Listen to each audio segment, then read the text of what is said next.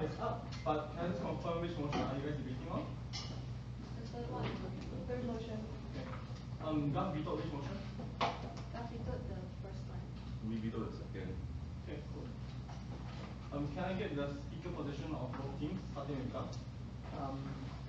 PM is Arjun, he can pronounce. Non-Ning will be doing second and reply. Third is Uma. Okay. Oh. First is Rina. Okay, only second and reply. Third is we. Thank you. So hi everyone, congrats on reaching the semi-finals of Sunway Parliamentary. So my name is Raymond, I'll be the chair for this round. Jennifer Nancy. But before we begin, I want my panelists to also introduce themselves, starting from Akasyah, good luck. Shireen, all the best. So just one thing to keep in mind, I will be timing the speeches, but also be encouraged to keep time of your own speeches as well. I'll clap on the first and the 6 minutes, and on the 7 minutes I'll clap twice, and everything after 7:15 I won't go. Beyond that, I don't think there's anything else, so inviting them to deliver the speech. Here.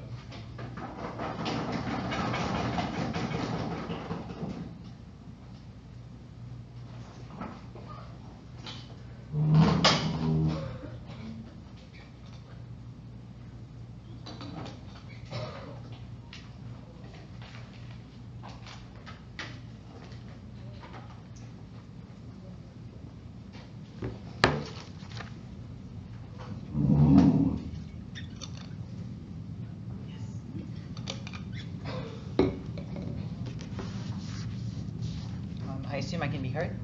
Yeah. Okay. I'll take a POI after my first argument.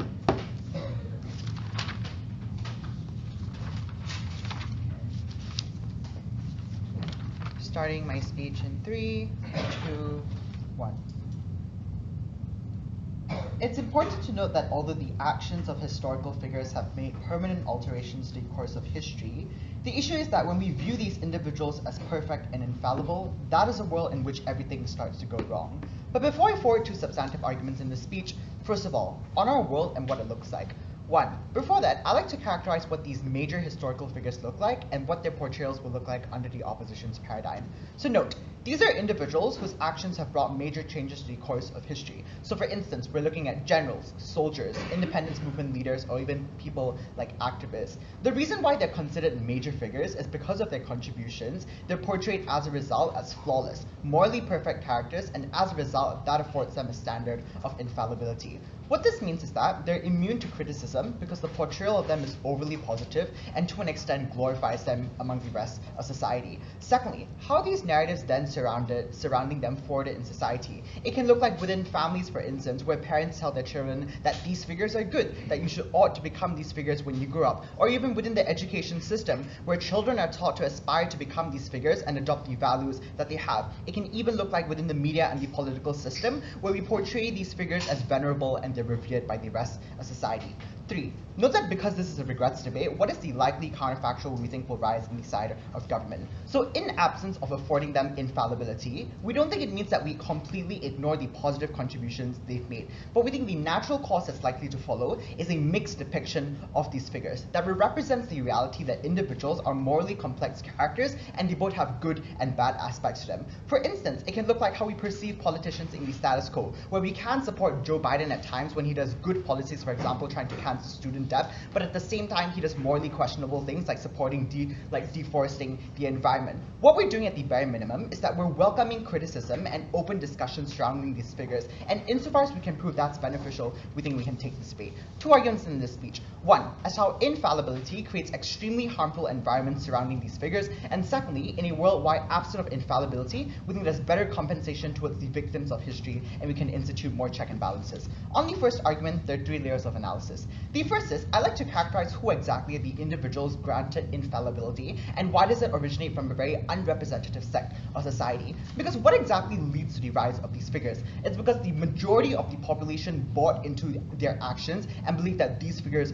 are good. But we think the only figures in society who are able to meet this criteria to begin with are threefold. 1, individuals from the majority race, because by default of their skin color, they're afforded more trust by society. 2, they have the political capital to shape narratives surrounding them. So we're talking about individuals in positions of power. Presidents, generals who have power in terms of shaping how they're positioned in society. But 3, individuals who have a natural bias of trusting. So once again, these default likely to the majoritarian race because of narratives surrounding them that they are trustworthy individuals. I will concede that whilst there may be some majority figures who don't fit in this criteria, the overwhelmingly majority of them are from the majoritarian sect and we don't think come from diverse backgrounds. Secondly then, why is this portrayal inherently harmful? 1, it's inherently true that nobody is perfect.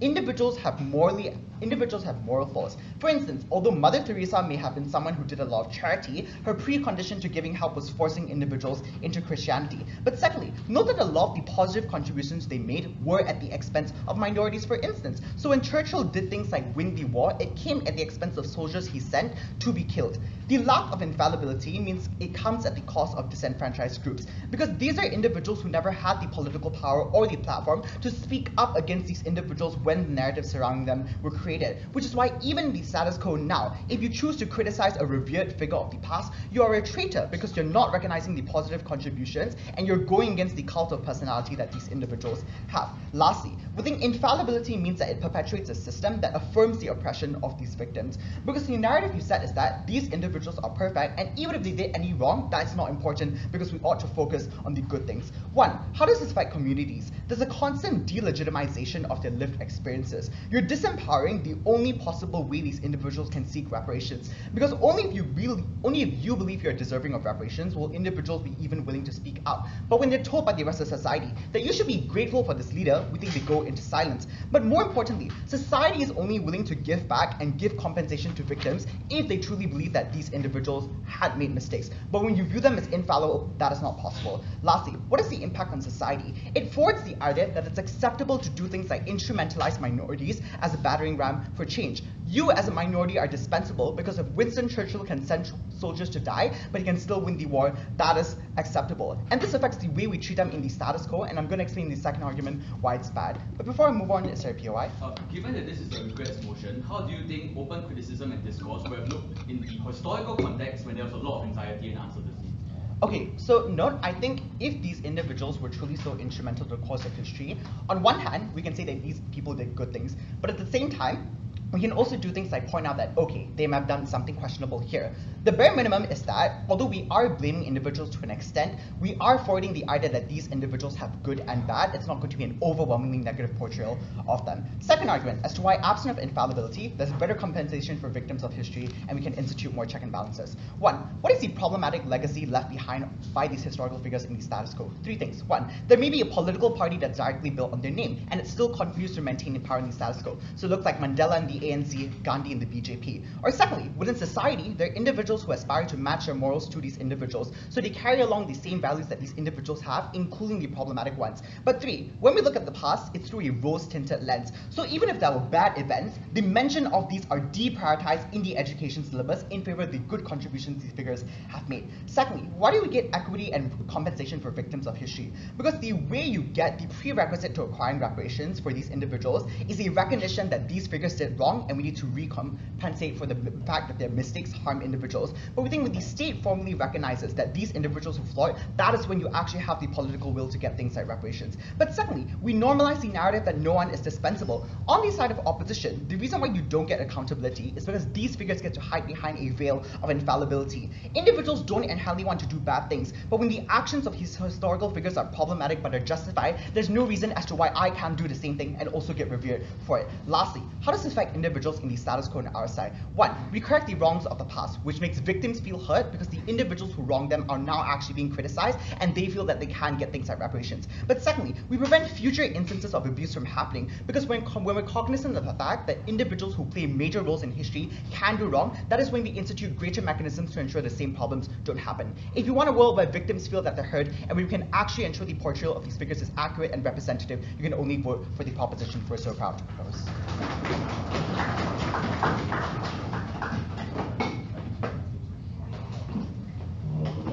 I thank the Prime Minister now inviting the leader of the opposition.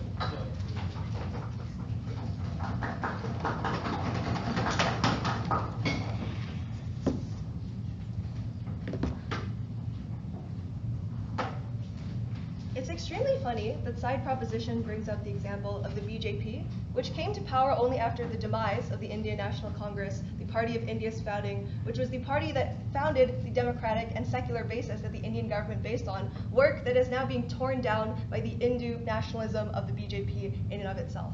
The problem with side proposition is that they do not contend with the opposition. When you don't have a seminal figure that is able to bring people together, your nation will fall apart. A few things in this speech then. One, an argument on why this is essential to state unity in the aftermath of conflict, and secondly, why this is the founding principle of a state from this person and why that is so important. Firstly then, on state unity. I want to give you some framing for the historical context of what many of these countries look like. So many developing countries, or even developed countries in today's world, emerged after a period of conflict. So either they were freed from colonization, they experienced ethnic conflict, and now they end. That's where many of these great figures emerge. See again when you think of people like Nelson Mandela, when you think of people like Paul Kagame in Rwanda. Why is this important? There are three things that I want to point out in this argument. The first is the question of national identity and the question of the security dilemma. The fact is that many of these countries, their borders are artificially constructed so that many of these people are of different ethnicities, different religions, and different languages. And the idea of being Nigerian or being from Tanzania is something that was very recently imposed on them. Not only this, but there's the question of the security dilemma. That being, if I put down my arms, so I put down my gun, and I refuse to fight, and I join this country, how can I be guaranteed that I will be safe? How can I be guaranteed that the other side is going to protect me, that the government is going to protect me? This is the problem that many of these emerging states face, which is that it's very hard to disarm these guerrilla groups, it's very hard to disarm these movements, because of the fact that it's very difficult to guarantee that you will have peace and safety within this state. That is why it is so essential to have a historical figure that can be pointed to as infallible for everyone. The godlike nature, yes, of many of these figures, which communicates to people that we will fight for you, that we will be there for you, and that we will protect your family, even if you put down arms, even if you join us together. Take, for example, the example of Julius Nyerere after the independence of Tanzania. Tanzania remains, to this day, because of the fact that he was such an overwhelmingly popular leader with all the different religious groups, that he religiously cultivated the identity of Tanzanians, that Tanzania has one of the lowest rates of conflict in the African continent. The fact of the matter is that because it is very, very difficult to get someone whose family is at stake, whose life is at stake, to stop fighting and to join you, unless you can guarantee them with some kind of hope that there is a singular leader who will not have faults. When you try to open a discussion, say, yes, but this leader also has, bad relationships or did something wrong in terms of women, or this leader had slaves in the period after that time, that seeds doubt in people's minds. And we think in such a vital area in that country's history, it is not sustainable to break that narrative. The second thing, though, is that they have to contend with the comparative, which is that on either side, people want to organize for better conditions, which means that they want to align themselves with a group that is going to be beneficial to them. And in the majority of instances, if there isn't a singular leader that they can put their trust in, they're going to default to ethnic, linguistic, or regional or religious lines because they know those are the people that are most similar to them in that way.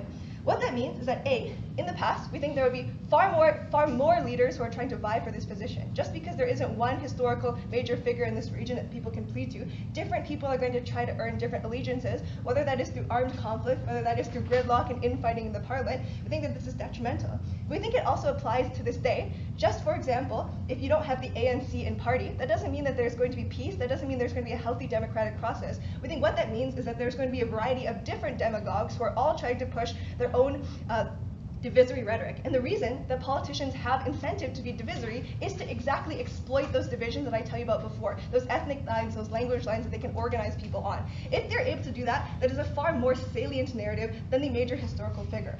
So we think that what happens is that when you're able to have a major historical figure that people have trust in, that, for example, 10 years after the conflict, people are able to say, look, this person is still in power, or look, this person's party is still in power, they're still protecting you, they still want what's best for the country, and then they want what's best for you. We think that is a huge factor that results in the unity of these countries and prevents the ethnic conflict that is unfortunately far too common. I'll take a POI before I continue. So the issue is that on both sides, the course of history remains the same, and the only thing that's different is the perception of these figures. Even if you get things like unity, there are some individuals who didn't consent to awarding these figures this image, and they're now silenced on your side when you can't criticize them. So the problem is that even though some individuals did not consent to awarding them this image, clearly there's enough individuals, there was a very substantial majority of individuals, and there wasn't a very clear and violent armed resistance to the idea of this individual, which means that they're able to unify and bring peace to these areas. Whereas on the comparative, you cannot argue that in the 10 years and the 20 years following these conflicts, in which many nations backslide back into the exact same ethnic and linguistic conflicts, you will not have parties agitating for that on your side. We need to hear a response from that in the rest of their case.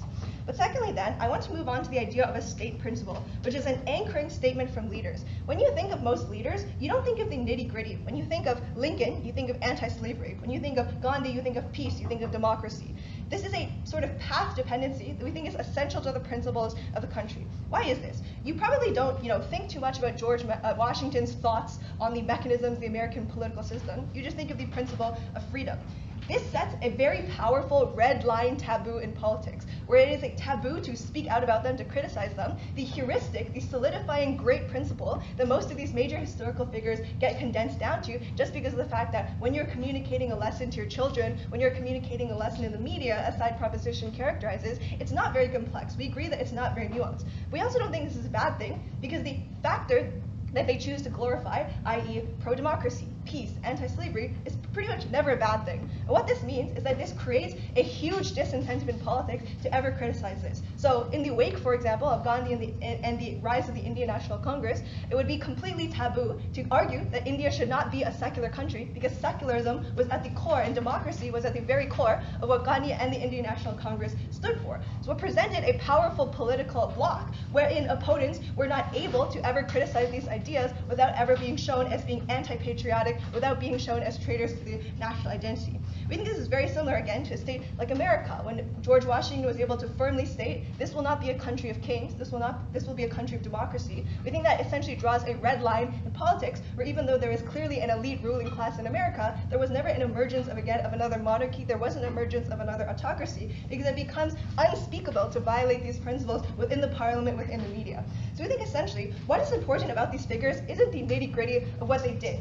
It's not the fact that there were victims in these areas, because clearly, even though we glorify these leaders to some extent, there's still movements like anti-racism, there's still movements like anti-sexism. We think that's probably independent from this notion.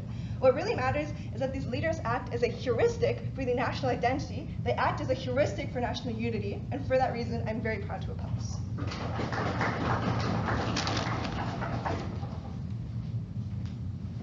thank you about your position. Now inviting the Prime Minister. Thank you.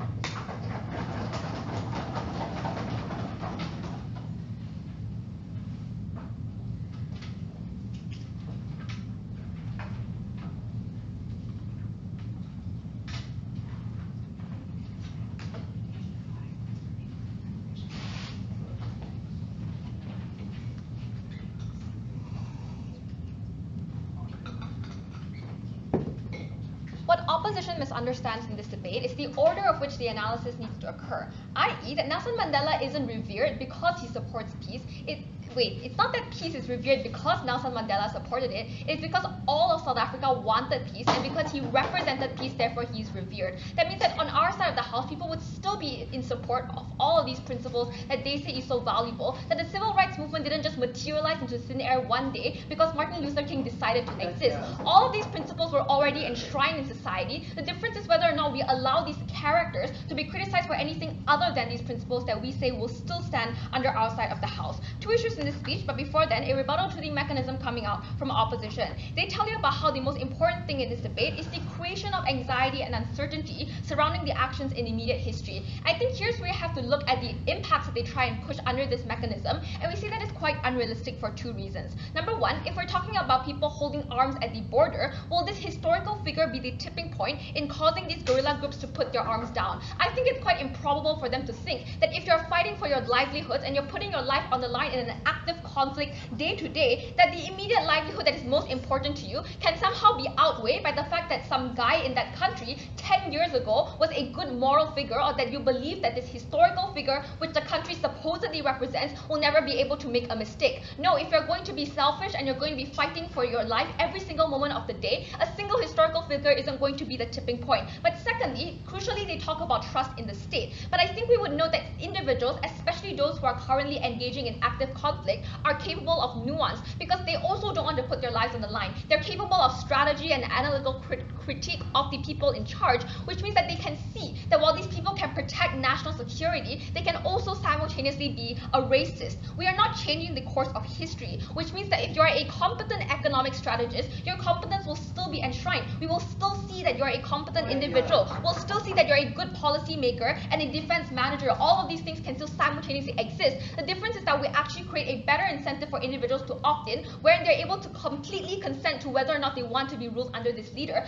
i.e. whether or not they would be fine being ruled under somebody who is a racist or is discriminatory toward your race. Which means then that on opposition, we don't think the priority should be forcing these guerrilla groups to put their arms down, but rather making sure that they would be entering into a state where they believe themselves to be recognized and represented. Otherwise, we think it actually worsens the kinds of internal conflict that leads to tensions that boil over into worse conflict, especially when they talk about nation building. But let's talk about nation building then, right? Firstly, we would note up top that the point of nation building cannot exist in an absolute. That nation building is absolutely ridiculous if it comes at the expense of the minorities, because all that happens on opposition then is a complete eradication of the identity of these minorities that a state is meant to protect. All opposition affirms on their side is that they would continue the oppression of these individuals, continue their marginalization for the aspect of peace and nation building, which we say can still exist on our side of the house, given that people already respect peace anyway. Notice that the only analysis from nation building is that people won't buy into peace and people won't buy into these ideals if there is no figure surrounding it. If we prove that people will buy into those ideas regardless, then the point of nation building falls on their side insofar as it's not mutually exclusive. We already told you how people have the natural incentive towards peace anyway. After the Rwandan genocide, there was an overarching consensus that we all want peace. So everybody put their arms down. It was the overarching consensus that would stand regardless of whether or not we had a figure in power, because people are selfish anyways. They care for their own livelihoods. They want to survive and they don't want violence. Insofar as that is true,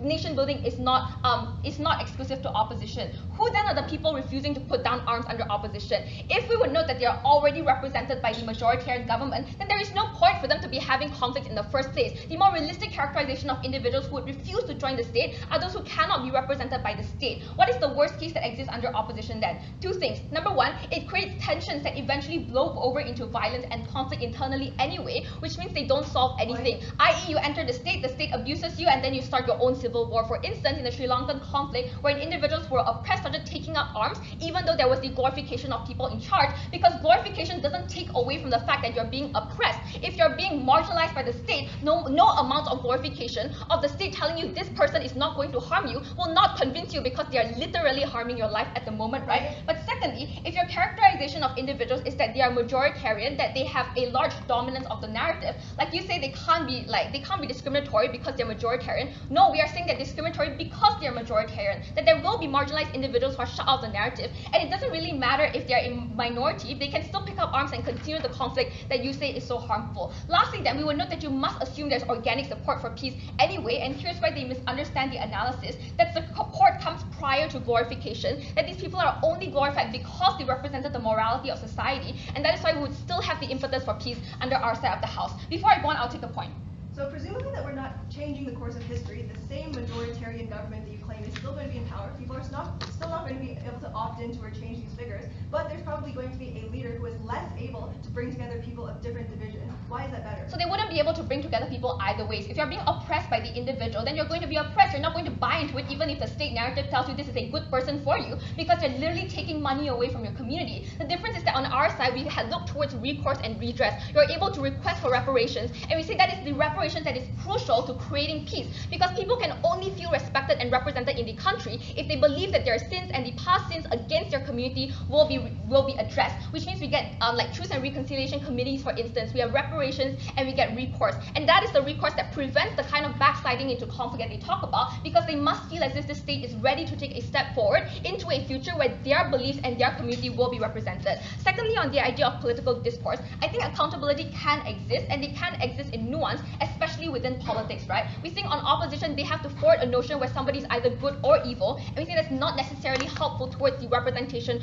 of these marginalized individuals. But lastly, we think there's a necessity for the evolution of moral norms that can only exist when there's a questioning of the figures in the past. What does this look like? You can only aspire to a higher standard of morality when you don't shackle yourself to the moral code of the past. Martin Luther King was a Black Lives activist, but he was also domestically abusing his wife, which means it is impossible to eradicate all of these archaic moral values of the past if it is impossible to criticize them and their values. Opposition needs to defend a world where individuals who are necessarily flawed, that it is impossible for them to ever have a good individual. All of their terrible actions will be characterized as infallibility. All of the mistakes they made will be characterized as a necessary sacrifice. We don't stand for that under proposition. There's no point in nation building if it comes at the expense of the most marginalized individual. If we're talking about conflict, people will want to defend their autonomy and people will take up arms regardless in opposition.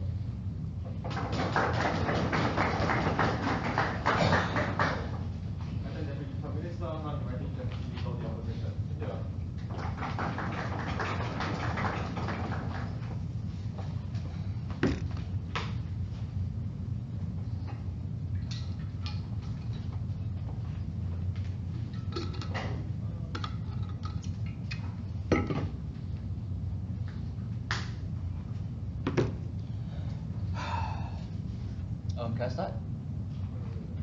The outcome that these guys wanted was better policies for minorities, and the mechanism they wanted to use to achieve better policies for minorities was open criticism. We told you that open criticism, in the context of a nation emerging from instability, looks like violence, political gridlock, and civil instability. The leader that we are glorifying did not cause the ethnic divisions. The ethnic divisions always existed. It's unclear to me why on their side they'll magically get empathy and a desire to help minorities just because they're criticizing the leader. They tried to escape this burden by saying that no one is altering the course of history, which is incredibly unstrategic because their entire case was reliant on correcting the course of history. Their case explicitly in First Speaker was against the past policies that hurt minorities.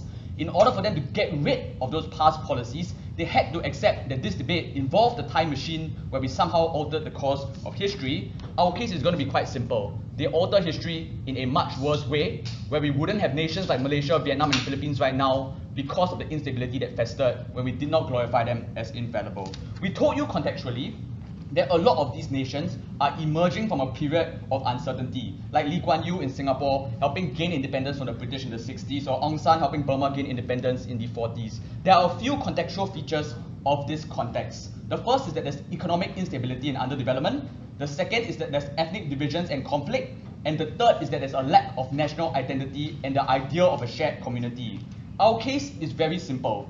The portrayal of the leaders as infallible was particularly necessary given the unique struggles faced by these unstable nations. It is not enough for them to say that Lee Kuan Yew did something wrong. It is not enough for them to say that Aung San did something wrong.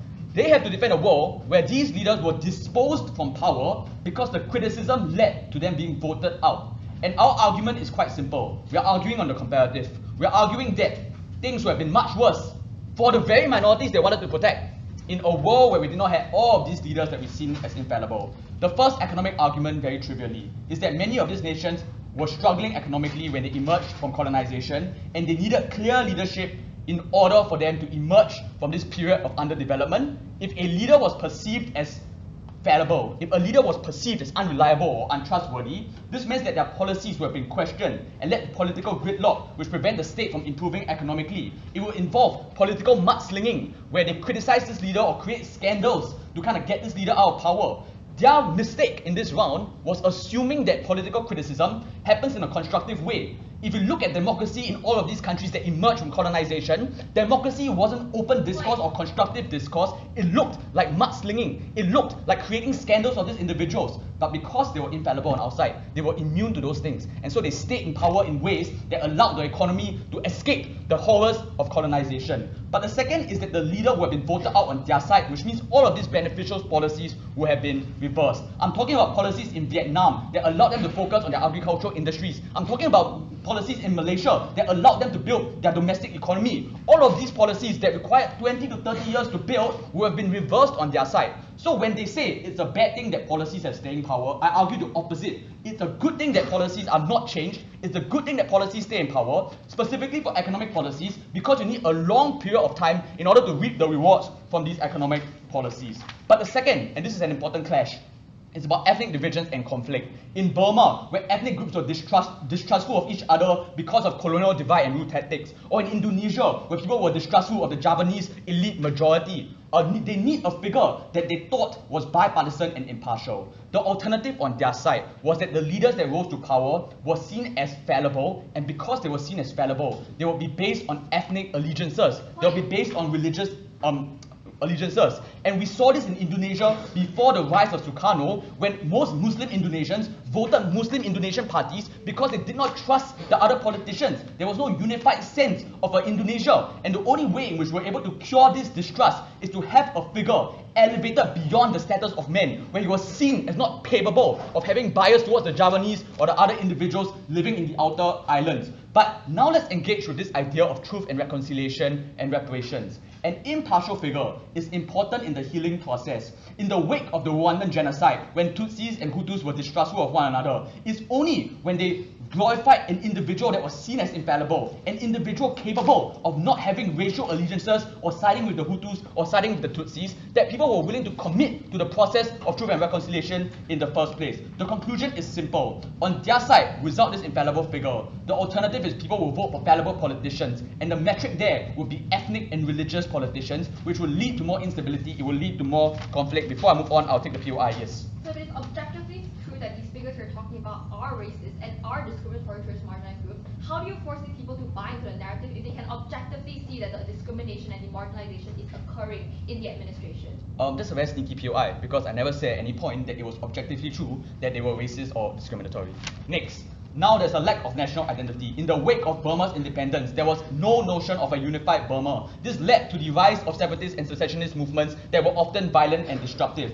A figure that was infallible provides a vision for national identity and a shared community. This looks like the Free Aceh movement in Indonesia or the Mindanao Liberation Front in the Philippines. All of these groups that wanted to secede and wanted to build their own nation only put down their arms because there was a man or a person that they respected, a person that they thought was infallible and would also care for their interests. The only way in which you get such groups to trust and put down their arms and commit to nation building was a world where this individual was fallible. At this point, the weighing is simple. The clash about how glorification affects history is logically and chronologically prior in this debate. Because to achieve any semblance of a nation, to achieve any economic prosperity or the idea that we belong to the same country, we first needed the stability that these infallible leaders provide. It is because of shared identity that we built, it's because of the democratic consciousness that these leaders built, that we're able to even have this debate in the first place. But the ethnic divisions that cause discriminatory policies will continue to persist on their side. I'm still unclear after two substantive speakers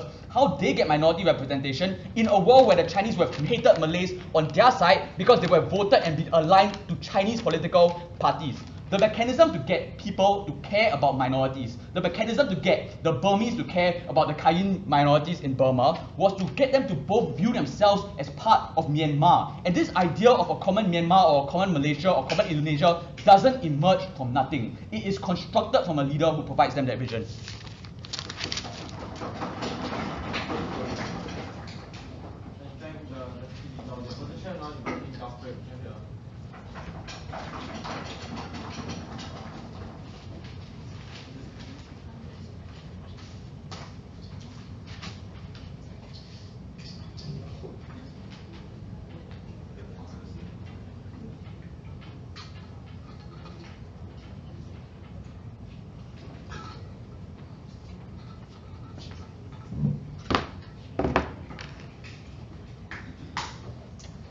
I'll start in 3, 2, 1.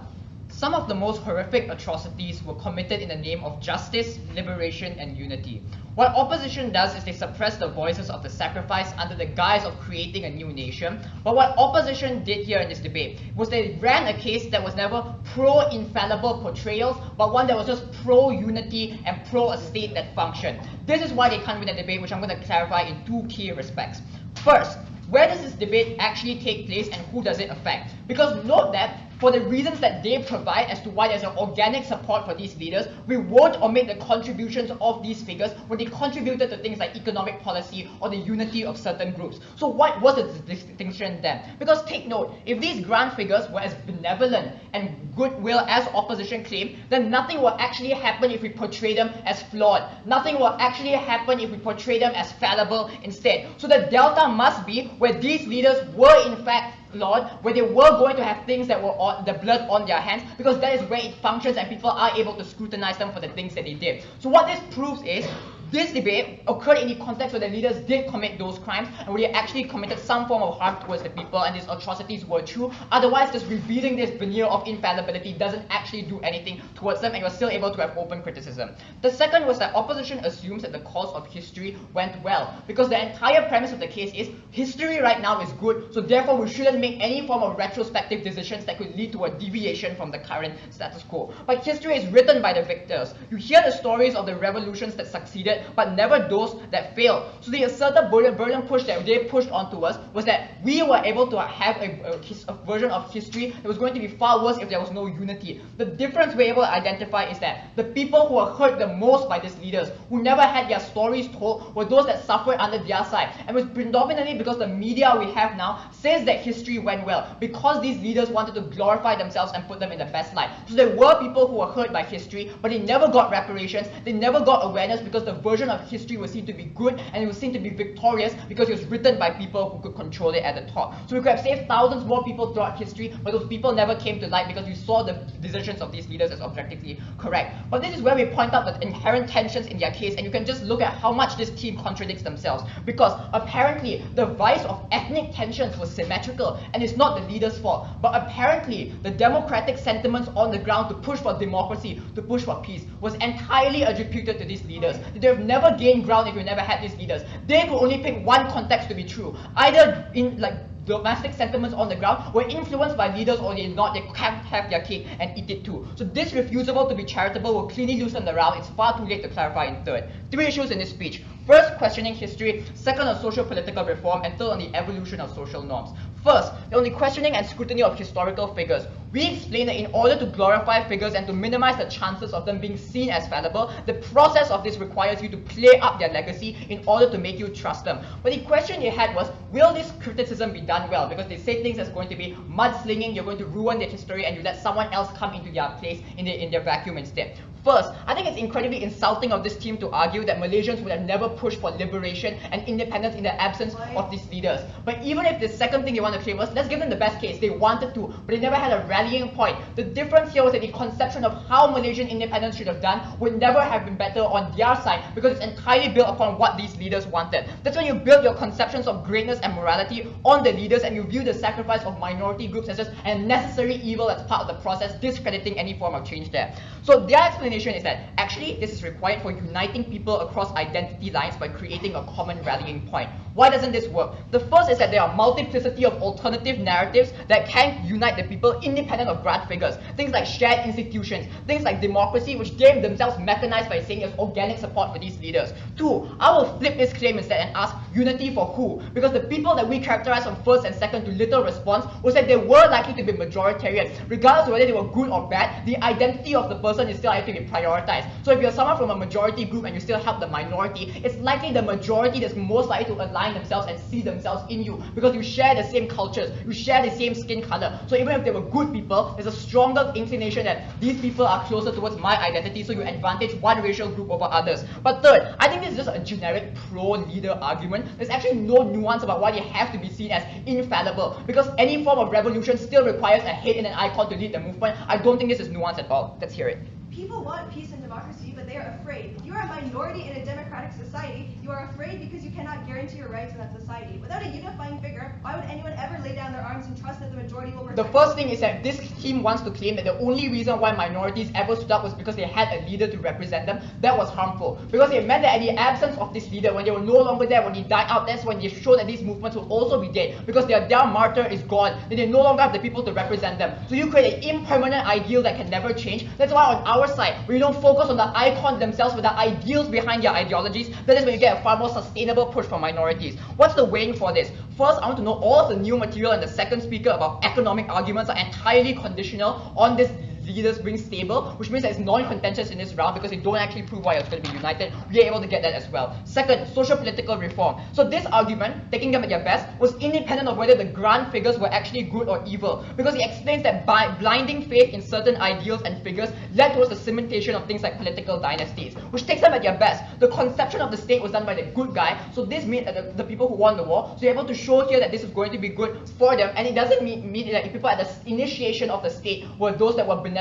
So people down the line that were able to benefit off the legacies that you have. They can create the most incompetent policies, or being able to attach themselves to historical legacies was the thing that led them to rise to power. And LO concedes this because they say they have the incentive to consolidate power by exploiting ethnic and cultural tensions. And this is their flip on the confidence and courage claim. I will say that even if people seek power on both sides, you're far more likely to seek power on their side because you know that people are just blindingly buying into an ideology where you believe someone's infallible. So that their whole claim is that this leader creates confidence. You create confidence for people at the top to use these ideologies to then cement their own political power. Here's why we win clearly, because both teams agree that peace is important. Gulf says that actually we want peace because we allow people to scrutinize, and Op says no, actually we want peace because we don't want people to have lots of tension in the beginning. Here's how you break the deadlock. The first way we do this is by re-explain that criticism at the start is better, because that's when you no longer have to fight through years and years of historical legacies and glorification. So we can create the best solution in the now, rather than when people on their side, when they criticize the state, they are seen as betraying the national identity. They're betraying norms that we do it, and they do it outside of the system. This is why iconography in the world of politics and social movements can never function on opposition, and why we are incredibly proud to propose.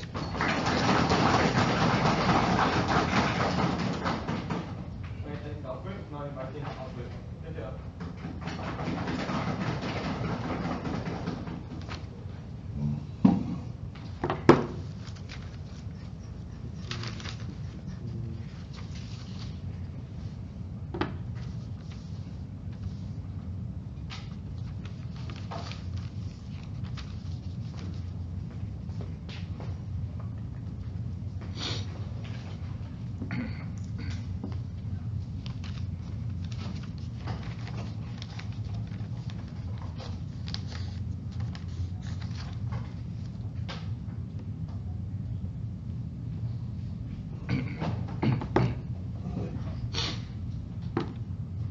The first thing I want to do is clear up the contradiction that Third Gulf tells us. Because he tells us that, well, these historical figures are extremely racist individuals and etc. etc. I just want to note that this can't be the case, right? Because if these historical figures are extremely racist, then all minorities will have died or left the country already. It can't take place in a debate. The debate can't take place in a world where these historical figures were necessarily extraordinarily bad towards minorities in and of itself. The likely scenario, therefore, is that these historical figures are likely to want to prioritize state and nation building, given the fact that they don't want the country to go back into ethnic conflicts in and of itself. The second extraneous rebuttal I just want to give is this idea of political dynasties. We don't think that this is necessarily a problem. We think that the number of political dynasties around the world, as you can see, are actually far and few in between. But more importantly, this is rather symmetric also, because political dynasties can also emerge from proper democratic systems, like the Kennedy family, for instance, or the Bush family, for instance. We do not think that this particular glorifying of this one historical figure necessarily leads to a multitude of political dynasties that's necessarily problematic. We think, therefore, the context of this debate is in a world where there are where there are ethnic tensions, where a country is going through a new thing, where they are trying to form their own identity in and of itself. The problem, therefore, is that in these kinds of places, there's a lack of democratic institutions. That is to say that there's a lot of problems with how to construct the identity of what it means to be a citizen within these countries in and of itself. The problem, therefore, is in the absence of a figure that you can consider infallible, is that people resort to ethno-linguistic lines to define who they are as people, because they don't recognize themselves as like Malaysians, for instance. They don't see themselves as Vietnamese, for instance, because that's not those kinds of ideas are new and constructed towards them. The reason for this is that given that the identities of a nation is often the fact that the nation itself is often constructed, people often hold strong ties towards their own race and ethnicity. That is to say that instead of looking themselves as like a Malaysian Chinese, they defer to their own race because it's more proximate to them as people. The various groups from within the country also feel safe amongst one another, which is to say that at the point where this happens, it's a point in which they're less likely to work with one another. That's why it's necessary to create a figure that's larger than life in order to dispel this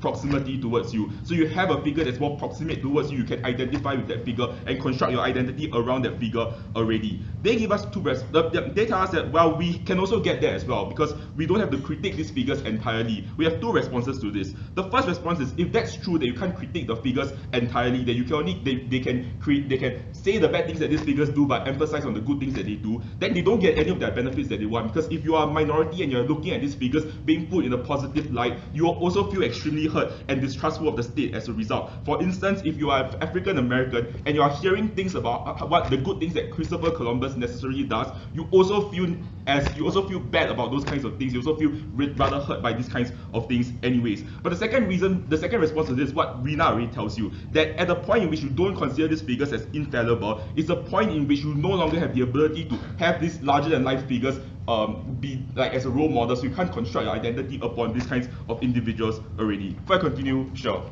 So this figure is still of a certain cultural identity because they are human. If people were so inclined to default to ethno-religious tensions, why won't the same ethnic factions use these leaders as evidence and proxy to inflame those tensions even more? Look, they will still view themselves as like Chinese or Malay or whatever nonsense, but they're more likely to also view themselves as part of the country or part of the state. And that's the key difference between our side and your side on the comparative. Notably, they then tell us that they can also get peace under their side because everybody wants peace. But the problem is that, one, it's highly unlikely that they're able to get peace when the post-war discussions that necessarily happen, discourse that happens, are going to be extremely problematic at the point where you have multiple voices in of itself, where people are often discussing and they're not really trying to work together. But the second thing that they don't really deal with is what Rina already tells you, which is at the point in which these minorities and various ethnic groups don't feel safe amongst one another, when they don't feel protected, is when they are likely to feel untrustworthy of each other. That is to say, the only possible way to get a nation to function is to have people, one, trust each other, but also two, willing to make trade-offs for one another in order to construct a larger community. That is to say that their side of the world, they cannot have a proper functioning peaceful society at the point where it's likely to go back towards things like ethnic tensions. Right? They then tell us that, well, we create a nation that excludes minorities. If this is true, then recognize that this isn't mutually exclusive because of what Rina already tells you about how people will hold on to their ethnic identities more so than the identity of the state in and of itself. That is to say that at the point in which you have a majority race within the country that thinks of themselves as like being as a majority race, you are still likely to have a state that excludes minorities anyways. But even in the worst case scenarios where some minorities are left out, but based on the comparative that we give you, we are still comparatively more inclusive insofar as the nationalism that we create includes minorities to a certain extent already. They tell us, well, we can get inclusivity also by critiquing these kinds of historical figures. My question is how and why. They don't really explain how is it that at the point where we critique these historical figures that necessarily results in more buy-in from minorities into this state in and of itself. We think that the last piece of response I want to give is that we can also get things like truth and reconciliation for minorities. We are already getting that in places like America, for instance, where we give reparations towards Native Americans, where we set up things like conservations for these groups of individuals. We think that this is separate from the debate because, one, you still have things like social movements championing for the rights of minorities in this world already. In both worlds this happened. But secondly, the problem there's also some criticism towards the kinds of policies that are being given out by these kinds of historical figures already. We note that while it's harder to do so, we don't think that they don't really prove to us why you can't change these kinds of policies right now when those kinds of policies are already being like altered in certain specific ways in of itself. I then now want to distill the debate to what the most charitable form on both sides has become. Let's assume that they are successful to an extent, that peace will happen, that people won't riot and attack one another, and they can change some level of policy. The problem is this: they don't deal with what Kevin and Rina also tells you about how there are certain a priori policies that are a priori good policies that these historical figures set. For instance, George Washington saying that like we need to have 4-year term limits in order to protect democratic institutions. These are all good policies that are extremely susceptible to changes to people changing them. For instance, it's easy for a politician to say that I should stay longer in power because that's the best for the country. Therefore, at the point where these kinds of policies are important for the nation, it's good to have a figure figure where you can't criticize their policies and actions, so you preserve these kinds of good policies from happening as a result. The way off is simple. Recognize that on their side, even if they can make some level of inclusivity for minorities, it's only on our side where we prevent these kinds of countries in their historical context from going back into ethnic tensions and violence in of itself. For these reasons, we oppose.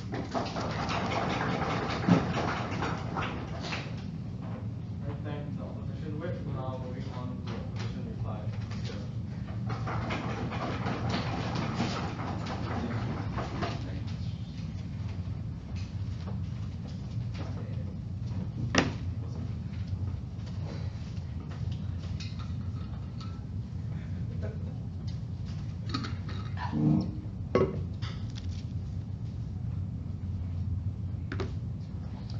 Can I start? I commend the imagination coming from this government team because they want a world where these historical figures somehow stayed in power, implemented all the good policies, and had nation building, but they also wanted a world where they could criticize this leader and somehow amend the bad policies, right? So that's the imagination they want on their side. We can keep Lee Kuan Yew, but because we have open criticism, somehow we'll be able to call Lee Kuan Yew an authoritarian person, but we get all the good Lee Kuan Yew economic policies, but we take away all the anti-communist stuff that Lee Kuan Yew did.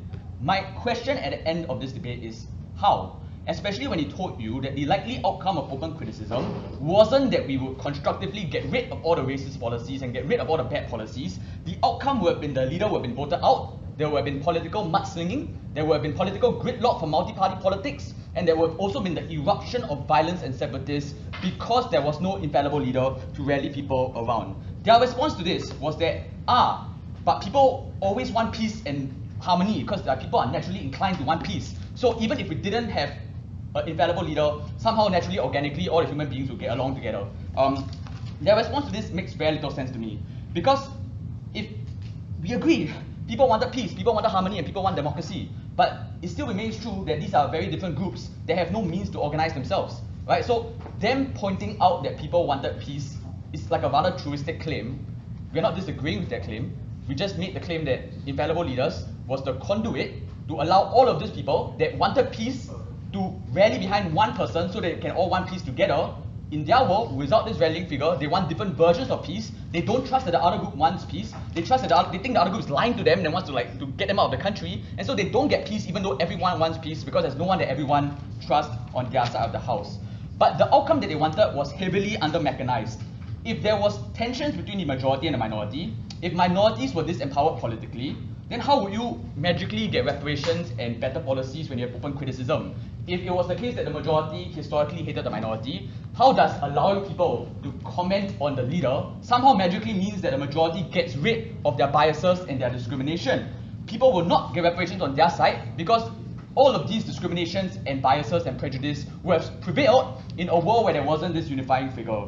In order to get their case about helping minorities, they needed our outcome of national identity and about a unifying figure. And this is why our case should not have been rebutted by them, because they needed to instead prove how they got national identity on their side. And what was the mechanism for how they get national identity? Looking through my notes, the mechanism that they provided for how they would get a national identity is, people who have just magically wanted to have a common identity, and it's insulting that you think that Malaysia wouldn't have arrived at a common identity.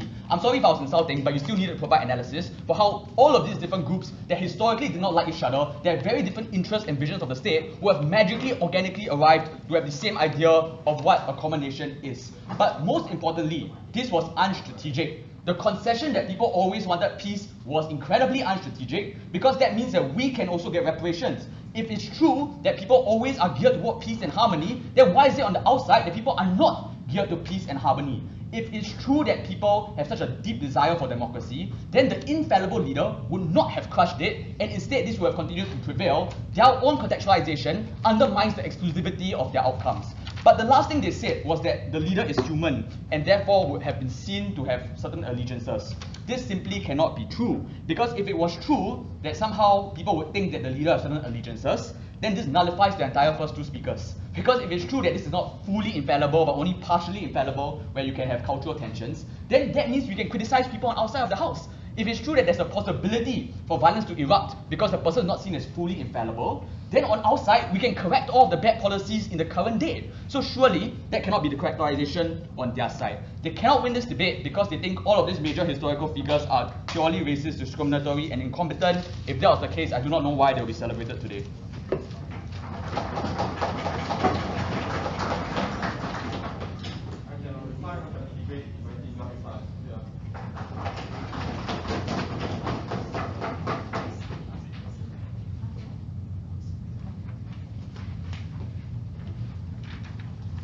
If the only benefit that opposition can extract from this motion is peace and trust, then the burden on opposition, without a doubt, must prove that there's a tenable characterization of infallibility across the board. What we told you was that minorities are not shallow, that a simple glorification was not enough to override the inherent flaws of all of these figures. And even though second opposition is right in saying that opposition never said that it is objectively true that all of these people are racist, we would say that we gave you structural reasons why they necessarily exacerbate the marginalization of individuals for 3 reasons. 1, we told you why there's no perfect individual, in which case every single person necessarily commits certain crimes in their life. Secondly, we told you about the overwhelming success of the actions of these figures necessitate the kind of sacrifice that comes at the expense of minorities. But thirdly, we told you about the characterization of race-based politics and tension in post-colonial states that even opposition themselves brings up, and we told you about how all of this necessitates the kind of race-based pandering. Why is this important? It means that the glorification on opposition can only be viewed by the majoritarian, and we told you about how therefore this empowers the toxic narrative in first, how this justifies the lives of minorities as dispensable. Therefore, minorities will never be able to buy into this infallibility either ways, because the material suffering that they're facing at the hands of this abusive administration will remain visceral either ways. The difference, therefore, is about the influence of this narrative. We told you that minorities would take up arms regardless and would still feel dissatisfied by the state. The difference is where we can placate that dissatisfaction, and that only happens when a majority of individuals feel as if that they have been wrong and feel the impetus to give them reparations in order to correct for those flaws. When opposition questions the inability for us to question the people in power, they are questioning democracy. We question our leaders in power all the time. We say they have good policies and bad ones as well. It's unclear as to why the nuance cannot symmetrically apply insofar as they're trying to defend a democracy anyway. The question we pose to opposition at the end of this debate is simple. When is this nation ready to shed these safety wheels of infallibility, and when are they ready to start moving into a democracy? If they want a democracy on their side of the house that protects minorities, that can only happen when you protect their rights from the get-go, and not when you wait for them to boil over into tensions, take up arms, and commit a civil war. Secondly, let's talk about nation building then. We told you firstly that reparations is the fundamental towards progress in impeding internal discord. So it's not about whether or not Mahathir can view himself as Malaysians, it's whether about all of the communities which are disempowered by him can view themselves as Malaysian under this system that continues to take rights and freedoms away from them. It is not about whether or not the leader themselves can believe themselves to be representative. It is about the minorities who are the ones holding the weapons at the borders. And that is the nuance that opposition refused to recognize, that individuals would perceive oppression as it is, regardless of the kinds of narratives peddled by the majority. Secondly, when they tell you about stability, their analysis on stability is premised on this glorification being able to override the so-called default tensions, and we prove that there is no exclusivity here for 2 reasons. 1, because if these default tensions were so strong, they would exist either ways. If the majoritarian state is oppressing you, the majoritarian state media is telling you that the majoritarian president will protect you, that isn't very convincing. I'm still going to keep a hold on my arms if I was the minority. But secondly, insofar as infallibility can be one form of unity, they don't tell you why it is the only form of unity. And we told you that discourse is the best way to go because it is the only one that guarantees sustainability in the long term. With Rwanda, we thought it would be excellent to keep a lid on all of the ethnic tensions. The only thing we got out of that was genocide. On proposition, we believe in a very simple principle, that there is no victory in any kind of unity forwarded from opposition if it is nothing more than a facade of a democracy constructed upon the prolonged marginalization of the minority. At the end of the day, if we're not talking about stability, if we're not talking about the random economic impacts that are contingent on stability, there's one simple principle that remains true, that if opposition wants to forward the idea of unity on the basis of oppression, that is something proposition would never stand for. That proposition would not allow for these individuals to continue under a system that oppresses them. And if we were talking about peace and we were talking about nation building, then it is this incentive that forces them to take up arms that opposition says is so harmful.